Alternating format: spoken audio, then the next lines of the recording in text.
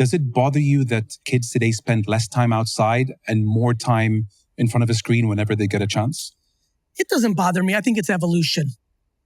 I remember great-grandparents making fun of us for playing video games and watching television. That was too much screen time for them. You now are making it romantic on how much we didn't do screen time.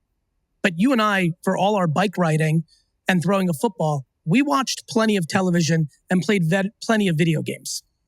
I think it's evolution. I believe in 30 years, hopefully we'll be sharing a meal. We'll watch this video together and reminisce when we were young. And we will laugh at this because people are going to be living 24 hours a day in a virtual reality environment, right? So I believe what we're living through now is amateur hour. Let me give you an example of something I'm fascinated by. I have now lived long enough to be part of the entire circle of search. I grew up when you had to look up information, you had to go to the encyclopedia. I then lived my early adult life and my entire adult life in the world of Google and search. I'm now sitting here with you as we are in the pre-dawn of AI. Nobody's going to go to, our grandchildren are going to look at the way we looked at Google, the way we looked at our parents going to an encyclopedia. So, I think it doesn't bother me. I think that there's pros and cons, but I think that everything that we all worry about from a con standpoint is about parenting. If somebody's watching right now and they're a parent and they're upset about how much screen time their kid is having, take the screen away. You want to talk about an issue with accountability? The world's parents are not accountable enough. Every parent that comes up to me at an airport and goes, Gary, I like you, but you know what? You're wrong about social media. It's bad. I look them in the face and say, then be a parent. I'm not parenting your kid. You don't think TikTok is good for your child? Delete the app. You don't think a phone is good for them? Take the phone. When you and I were growing up, if we did something wrong, smoking, I know not in this country, in America, alcohol, watching bad television, our parents stopped us. Now all I hear from parents is complaining about technology, but not doing anything about it. Accountability. Parenting has lost its way. Not every parent. There are plenty of parents listening right now that are doing all the right things.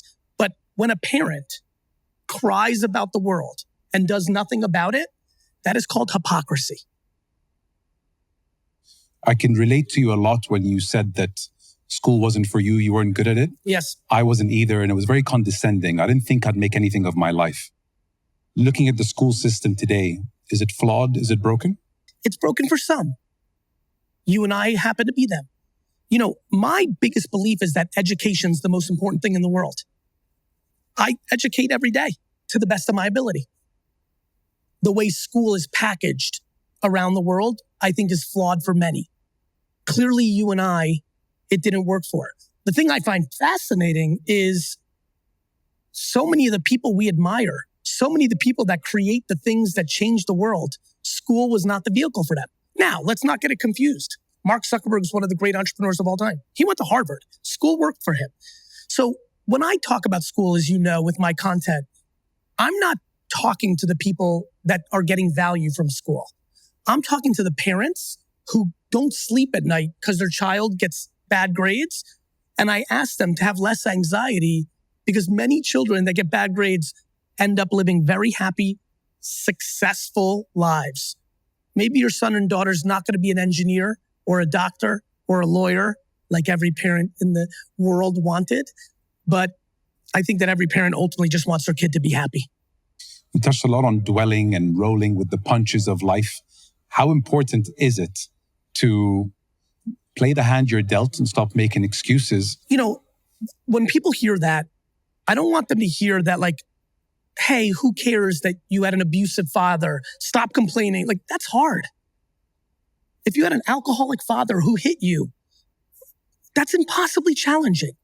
I'm not saying, who cares, move on with your life, you loser. That's not what I'm saying. I'm saying there are many people in the world who did the exercise, the therapy, the reading, the positivity in their ears, who were able to overcome adversity to live a productive life. I'm saying that if anybody in the world has ever achieved happiness and success under your circumstances, then you are capable of it. My mother lost her mother at 5. Wow. How much more adversity do you want?